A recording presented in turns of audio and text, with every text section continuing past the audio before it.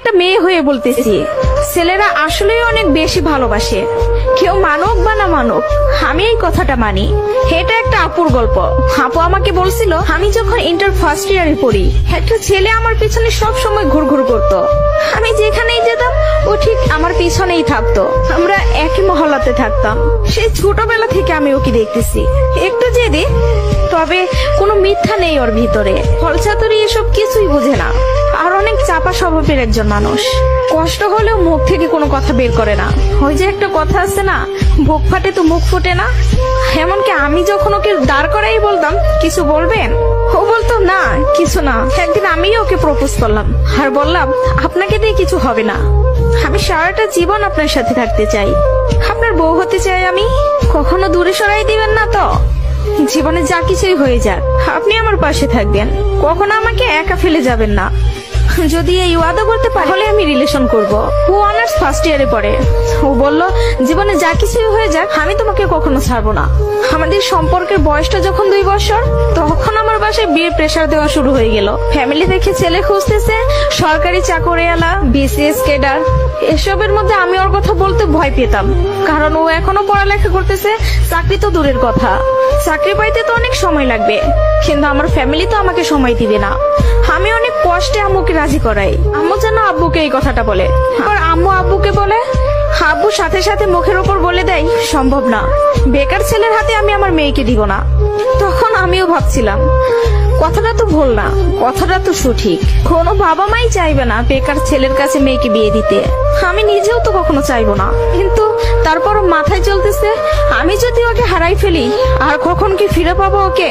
আমি তো আর ফিরে পাবো না। পরবর্তীতে আমি ওকে সব বলি, ওকে বলি কি করব বলো। তখন বুঝতে পারতেছিলাম ও কান্না করতেছে। ও আমাকে বলে, আম্মু ডাকতেছে, জাস্ট একটা মিনিট, আমি আম্মুর কথাটা শুনে আসি, তুমি একটু লাইনে থাকো, এসে তোমার সাথে আমি কথা বলতেছি। আমি তোমার জীবনে আছি 2টা বছর, কতটুকু আমাকে চিনো জানো আমি জানি না, কিন্তু তোমার পরিবার তোমার সাথে 18টা বছর তোমার পাশে আছে। আমি কখনো বলবো না যে তুমি তাদের ছেড়ে আমার কাছে চলে আসো। আমি জানি না আমার বাসায় থেকে মেনে নিবে কিনা। পড়ালেখা শেষ করতে করতে আরো 2টা বছর লেগে যাবে, কবে চাকরি পাবো সেটারও তো কোনো ঠিক নাই। আমি যদি তোমাকে ভালো না রাখতে পারি, আমি তো নিজেকে কখনো মাফ করতে পারবো না। আমার কাছে তোমার হাসিটা অনেক দামি, তোমার যেটা ভালো মনে হবে তুমি সেটাই করো, তুমি যা বলবো আমি সেটাতেই রাজি। এসব কথা শোনার পরে, আর যাই হোক, একটা মেয়ে তার ভালোবাসার মানুষকে কখনো ছেড়ে যাইতে পারে না। আমি তখন একটা জিনিসই ভাবতেছিলাম, জীবনটা তো ছোট, আর আমি আমার এই ভালোবাসার মানুষটাকে হারাই ফেললে আমি নিজেই সারা জীবন আফসোস করব। এরকম কোনো ছেলে আর আমাকে ভালোবাসতে পারবে না, আমি ওকে ছাড়তে পারবো না। আমি বাসায় আবারও বুঝাই, তারা বুঝে না। তারপর আমি বাসা থেকে বের হয়ে যাই। বাসা থেকে বের হয়ে ওকে ফোন দেই আর বলি, আমাকে নিয়ে যাও। ও তাড়াহুড়া করে বাড়ি থেকে চলে আসলো। আমি বললাম, আমি তোমাকে বিয়ে করব।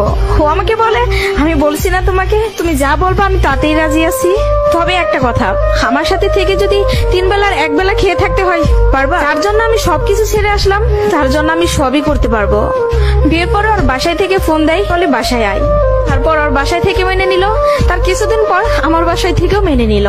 ভালোবাসার জায়গা থেকে যদি বলি, প্রিয় মানুষটাকে নিজের করে পাওয়ার মধ্যে অন্যরকম একটা সুখ কাজ করে, যে সুখটা কখনোই টাকা দিয়ে কেনা যাবে না। আর যদি বলি প্রিয় মানুষটার কথা, আমি ভোর মানুষকে ভালোবাসি নাই, আমার মানুষটা সঠিক ছিল। সেই মানুষটা আমাকে বিন্দু পরিমাণে কষ্ট দেয় নাই। আমি সবসময় একটা কথা বলি, ভালোবাসা সুন্দর যদি মানুষটা সঠিক হয়। প্রিয় মানুষটা যখন নিজের হয়ে যায়, তখন এতটা শান্তি অনুভব হয় তা হয়তো বলে বোঝানো যাবে না। সুখে থাকতে, ভালো থাকতে টাকা পয়সার আমূল প্রয়োজন পড়ে না, যদি ভালোবাসার মানুষটা পাশে থাকে। কাউকে ধরলে হাতটা শক্ত করে ধরবেন, যেন দিন শেষে সব সময়